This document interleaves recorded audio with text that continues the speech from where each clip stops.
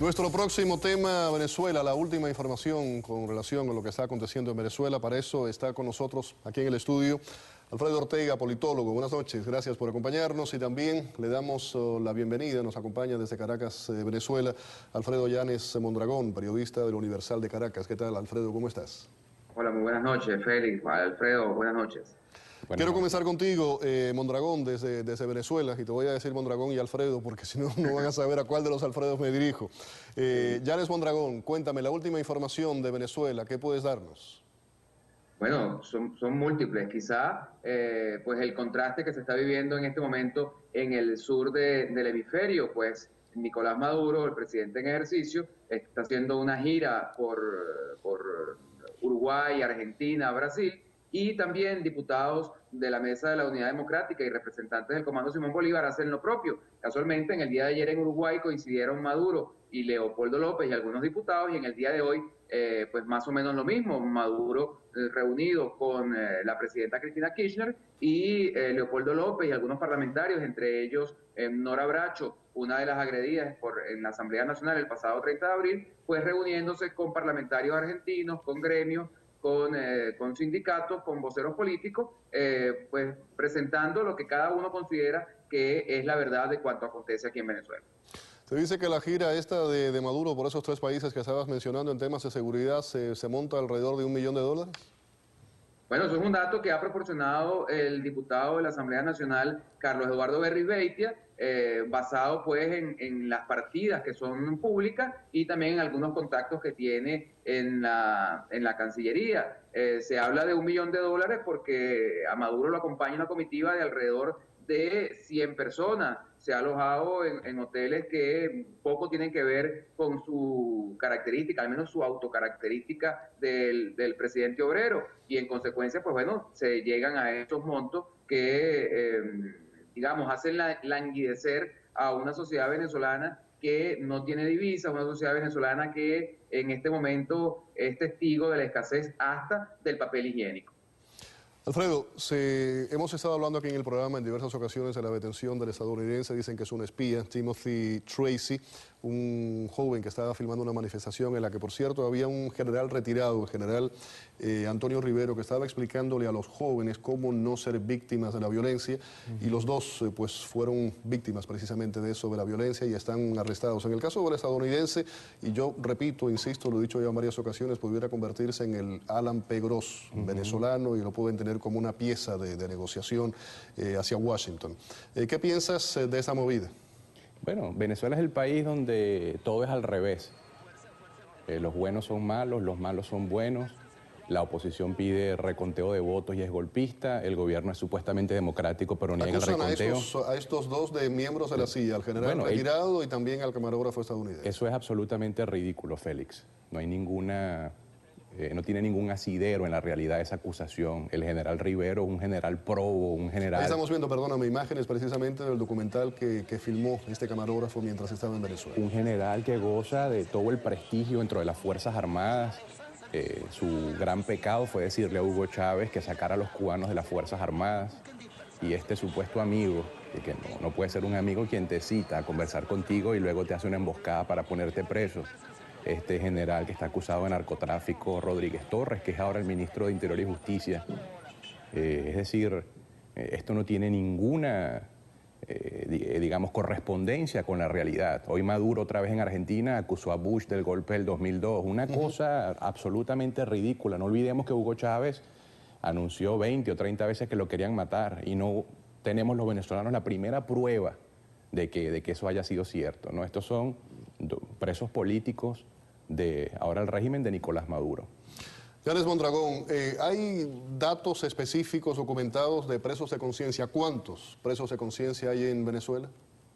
Bueno, en este momento escapa a mi memoria el número, pero quizá la más emblemática en este momento sea la jueza María de Lourdes Afiuni, presa por haber dictado sentencia apegada a la Constitución Nacional, apegada al Estado de Derecho, y en el mismo día en el que dictó sentencia a favor de Eligio Cedeño, pues una medida en paralelo la detuvo. Luego tenemos el caso de Iván Simonovic, preso por los sucesos de abril del año 2002, preso además luego del juicio más largo de la historia política venezolana, de la historia jurídica venezolana, preso sin que medie una medida humanitaria, por cuanto Iván Simonovic sufre diversas enfermedades producto de esta retención en la que no se le permite ni siquiera salir a ver el sol. Bueno, la medida humanitaria quizá en este momento radique en que ya le permiten ver el sol, pero luego de casi 8 años de presidio.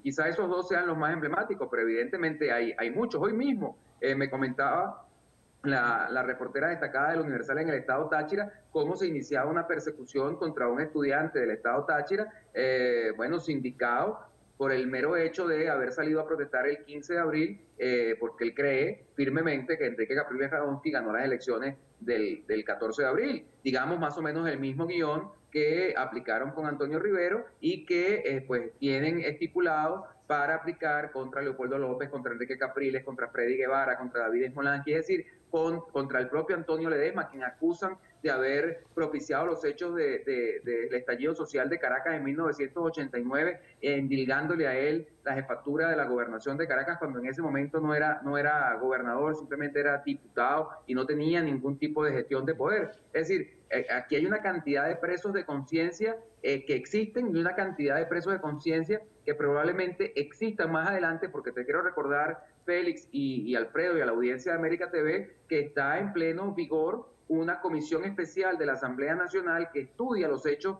acaecidos en Venezuela luego de la elección del 14 de abril, comisión esta que está conformada única y exclusivamente por diputados del oficialismo y que evidentemente tienen una marcada tendencia a criminalizar la protesta, a criminalizar el disenso.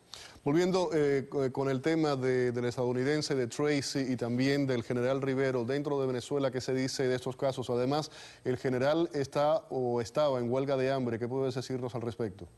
Bueno, en el caso de Tracy, pues hay una cantidad de declaraciones que dan cuenta de que este señor pues se dedicaba o se dedica pues al trabajo documental, es un documentalista, es un tipo vinculado con el cine, con ese tipo de trabajo y que nada tiene que ver ni con magnicidios, ni con golpes de Estado, ni con conspiraciones. Y en el caso de Antonio Rivero, pues desde el mismo día, desde el día domingo anterior, cuando fue detenido a traición, por así decirlo, como bien comentaba Alfredo Ortega al inicio de este bloque de tu programa, desde ese mismo momento se declaró en huelga de hambre, ya tiene más de 10 días en huelga de hambre, evidentemente hay una cantidad de deterioros físicos que van haciendo mella, que se van manifestando, problemas de hipertensión y otros tipos de problemas asociados a la falta de alimentos y que evidentemente merman la condición de salud de un hombre como Antonio Rivero, que es un hombre probo, como también decía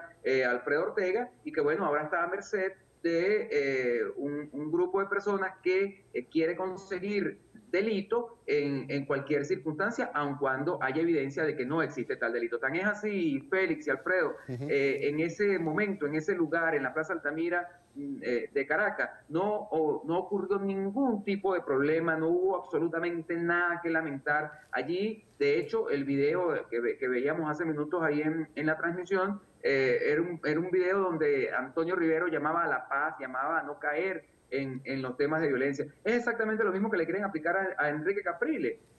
Capriles en todas sus intervenciones ha hablado de paz, ha hablado de no caer en los peines de la violencia, no de caer en provocaciones, y el sector oficialista insiste en que Capriles y todos quienes le secundan son formadores de violencia, son formadores de odio, son formadores de una matriz que intenta buscar la confrontación, cuando a todas luces está claro que no es así, y tan claro está que los países y que la gente que ha venido recibiendo a los diputados de los sectores democráticos, pues se van dando cuenta de que el tema de la violencia, el tema de la formación de odio viene precisamente desde el poder político y no desde los sectores de la oposición. Claro, ya para finalizar, Alfredo, ¿qué lectura le das a esta declaración del vicepresidente estadounidense Biden? Biden ha dicho que el gobierno debe promover un diálogo con la oposición. ¿Qué significa esto? ¿Que deben aceptar a Nicolás Maduro, que deben aceptar las elecciones, que deben aceptar el no recuento tal y como estaba proponiéndolo la oposición? Sí, muy importante, Félix, porque además no es solo el vicepresidente Biden, hay que sumarle la declaración del propio Barack Obama el fin de semana en San José de Costa Rica, donde habló en términos similares, y hoy también Roberta Jacobson, la subsecretaria de Estado para Asuntos Hemisféricos, se pronunció en los mismos términos. Dicen que es una corriente latinoamericana. Yo creo que se puede estar preparando el escenario, Félix, para aplicar el artículo 18 de la Carta Democrática Interamericana. De acuerdo con ese artículo, cualquiera de los gobiernos, de los 34 gobiernos que hacen vida en la OEA, pueden convocar una sesión permanente por haberse roto el Estado de Derecho en uno de los países. Eso es lo que puede estar detrás de este tipo de declaraciones. Pero son declaraciones abiertas, democráticas, respetuosas, y no esta locura de Nicolás Maduro que permite que Evo Morales y que Rafael Correa y que Raúl Castro y Daniel Ortega digan lo que se hace en Venezuela, pero cualquiera que abra la boca que sea distinto a ellos, entonces es injerencia inaceptable. Se está configurando este importante cuadro, Félix, y es hora de que los demócratas, los personajes democráticos de América Latina, tipo la diputada Alcorta, tipo Guillermo Cochés, tipo Álvaro Uribe, se pronuncien y se pongan del lado de la verdad y de la democracia. Bueno, Uribe lo dijo, Uribe le respondió el otro día y le dijo, haga las elecciones, fue la respuesta clara, ¿no? Por supuesto, porque es muy claro, Félix, si tú ganaste las elecciones, si tú no tienes ningún miedo en contar los votos, bueno, abre las cajas y cuenta los votos, o si no es una elección nueva, si crees que el pueblo está contigo, pero hay que dejar muy claro y decir con toda firmeza que en Venezuela se robaron las elecciones, y el primero que lo sabe Nicolás Maduro, quien estaba hoy en Argentina, hizo una cadena de radio y televisión y no hacía sino hablar de las bondades del sistema electoral venezolano. Explícame tú por qué en Buenos Aires él tiene que estar explicando que el sistema venezolano es confiable, si no es porque sabe que se robó las elecciones y quiere que su amiga Cristina Fernández lo ratifique. Él fue a estos países a buscar la legitimidad que no tiene.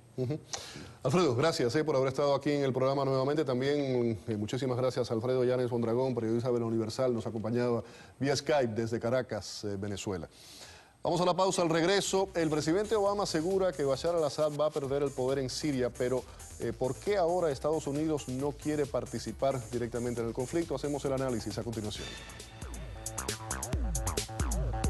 Un total de 21 funcionarios de la ciudad central china de Chongqing han sido depuestos y enfrentarán cargos judiciales por circular entre ellos un video en el que Lei Zhengfu, un dirigente partidista local de 57 años, mantenía relaciones sexuales con la joven Zhao Hongxia, de 18 años, quien ya fue detenida y acusada de extorsión. Lei fue destituido de su cargo y será expulsado del Partido Comunista, que la pasada década dictó un código de conducta para sus altos cargos en el que les prohibía practicar conductas inmorales, tales como tener amantes o pagar por servicios sexuales.